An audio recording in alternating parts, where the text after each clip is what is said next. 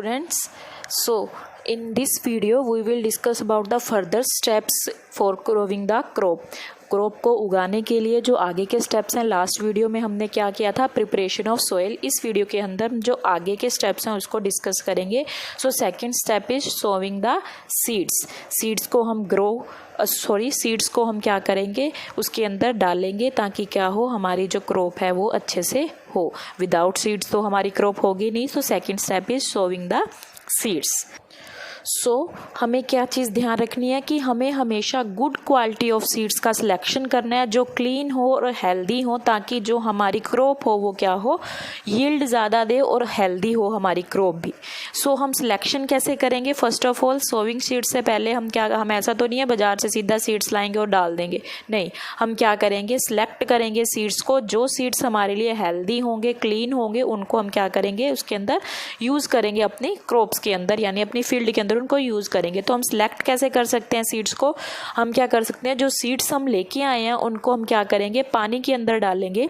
जो सीड्स क्या होंगे, डैमेज्ड होंगे या जो क्या होंगे, जिनके अंदर होल्स हो सकते हैं, वो क्या करेंगे, पानी के ऊपर फ्लोट करेंगे, तैरना शुरू कर देंगे। और जो हेल्दी होंगे सीड्स, गुड क्वालिटी के होंगे, वो क्या होंगे, सिंक कर जाएंगे नीचे, यानी नीचे बैठ जाएंगे। So we can select the good quality of seeds from this method. So how we can sow them, यानी हम उनको कैसे सो करेंगे, यानी डालेंगे फील्ड के अंदर। तो ट्रेडिशनल मेथड क्या था, जो शुरू से मेथड चलता आ रहा है, उसके अंदर हम क्या करते थे, हम एक कीप बनाते थे। कीप के अंदर क्या डालते थे, होल होता था, और वो होल डायरेक्टली किसके अंदर जाता था, फील्ड के अंदर जाता था। और वो क्या करता था, टाइम टू टाइम हम उसके अंदर सीड्स डालते रहते थे। वो सीड्स क्या थे, स्पेस के अकॉर्डिंग उसके अंदर डलते रहते थे। बट इसके अंदर ये चीज़ थी कि ये जो सीड्स हम डाल रहे हैं, ये कहीं पर तो ज़्यादा डल जाते थे, कहीं पर कम डलते थे।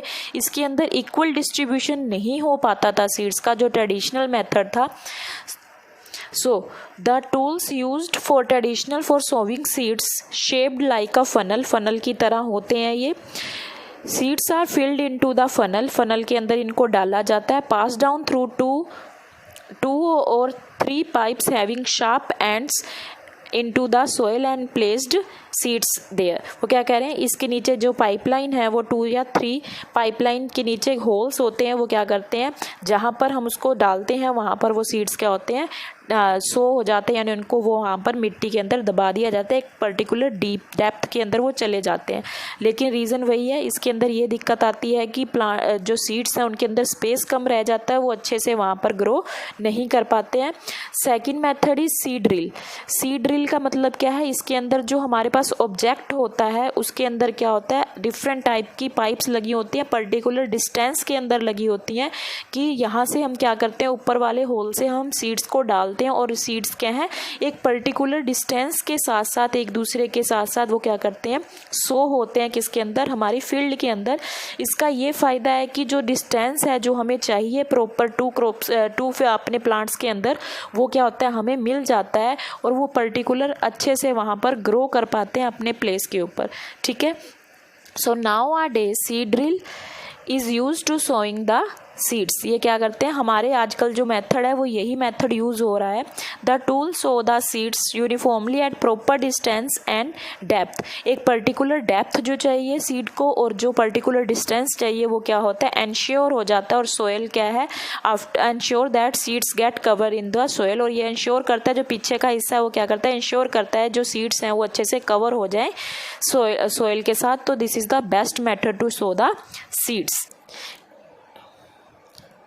इसके अंदर क्या आता है, एप्रोप्रिएट डिस्टेंस मिलेगा सीड्स को, जो हमारे लिए बहुत इंपॉर्टेंट है। ओवर क्राउडिंग क्या हो जाएगी, इसकी कम हो जाएगी। तो भी प्लांट को क्या मिल पाएगा, पर्टिकुलर अच्छे से सफिशिएंट लाइट मिल पाएगी, न्यूट्रिएंट्स मिल पाएंगे और वाटर मिल पाएंगे, जिसके थ्रू हमारी जो सीड्स हैं वो अच्छे से वहाँ पर ग्रो कर पाएंगे।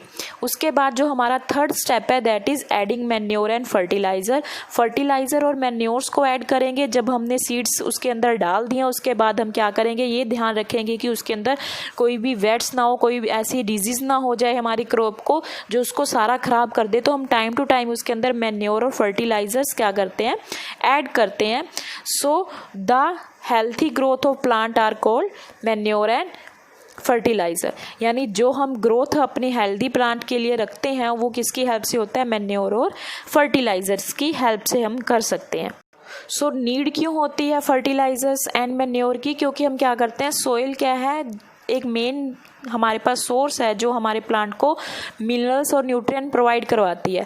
अगर हम सेम टाइप की क्रॉप बार बार रोटेट करके उसके ऊपर रोटेट नहीं करेंगे, सेम टाइप की क्रॉप उसके ऊपर ग्रो करते जाएंगे तो मिनरल्स क्या हो जाएंगे, ख़त्म हो जाएंगे।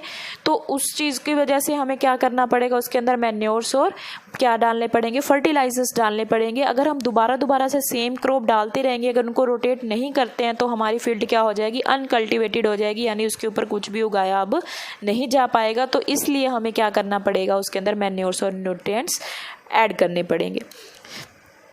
सो farmers have to add manure to the field to replace the soil with the nutrients के साथ उसको दोबारा से रिच करने के लिए फार्मर्स को क्या डालना पड़ता है, उसके अंदर मैन्योर्स डालने पड़ते हैं। मैन्योर्स कैसे बनते हैं, ये डीकम्पोज करके बनते हैं, किसको, प्लांट्स और एनिमल के वेस्ट को। ये हम क्या फार्मर क्या कर सकते हैं, घर पर भी बना सकते हैं। जो भी वेस्ट हमारी किचन का या एनिमल्स का होता है उनको वो क्या करते हैं, एक बड़े होल में या ड्रम के अंदर डाल देते हैं। माइक्रो ऑर्गेनिजम्स क्या करते हैं, उसको डीकम्पोज करते हैं, और डीकम्पोज करके क्या होता है, वो मैन्योर की फॉर्म ले लेता है, और उसके अंदर बहुत सारे न्यूट्रिएंट्स होते हैं जो हमारी सोइल को क्या कर देते हैं, हेल्दी कर देते हैं।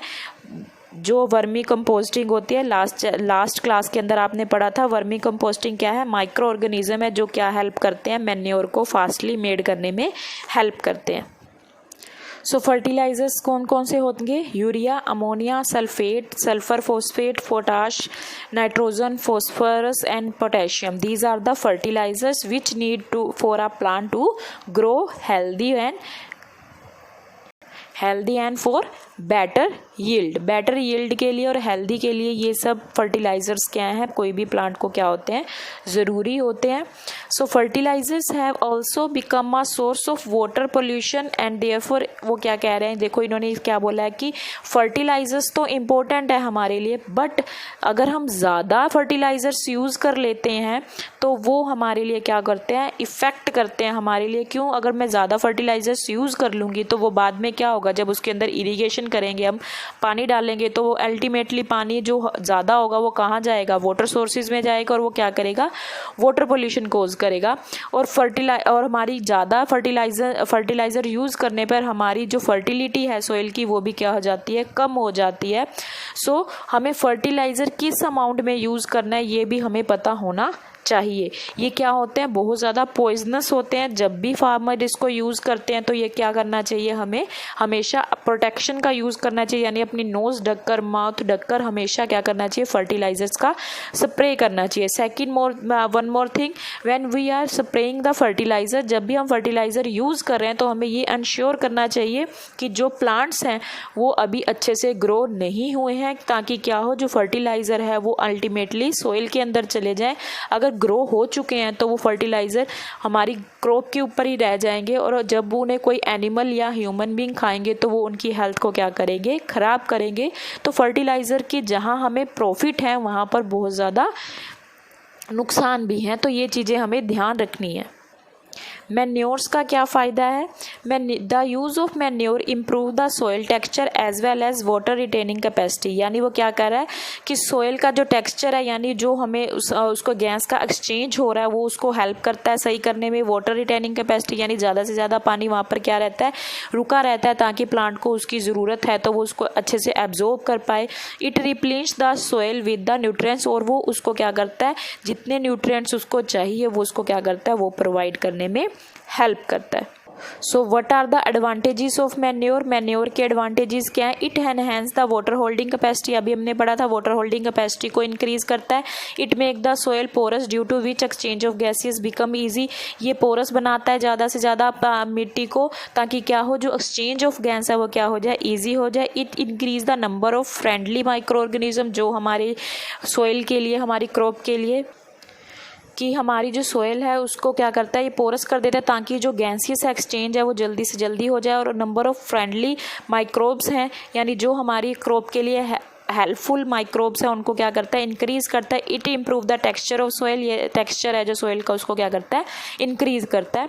सो here is the difference between the fertiliser and the manure. First one is fertiliser in inorganic है, बट जो मैन्योर है वो क्या है, ऑर्गेनिक है। उन्हें हम waste decomposed of cattles, dung, human waste से बना सकते हैं। Fertiliser are produced in the factory, इनको फैक्ट्रीज में बनाना पड़ता है। ये हम क्या कर सकते हैं, फील्ड में, इनको हम क्या कर सकते हैं, फील्ड में भी बना सकते हैं, as I told you in previous. ठीक है। The fertilizer does not provide any humus to the soil, यानी जो नेचुरल खाद होती है उसको वो प्रोवाइड नहीं करवाता है। मैन्योर क्या है, इसको ह्यूमस प्रोवाइड करवाता है। So last one is fertilizer are very rich in plant nutrients like nitrogen, phosphorus and potassium. ये जो थिंग्स हमारी प्लांट को ज़्यादा ज़रूरत है उनमें ये क्या होता है, रिच होता है, उनमें ये थिंग्स ज़्यादा होती हैं। बट जो मैन्योर है उसके अंदर ये थिंग्स यानी नाइट्रोजन, पोटेशियम और फॉस्फोरस ये क्या होता है, बहुत कम होता है। So these are the difference between the fertilizers and manures. So this is all about for today class. Hope you all understand that topic. Thank you.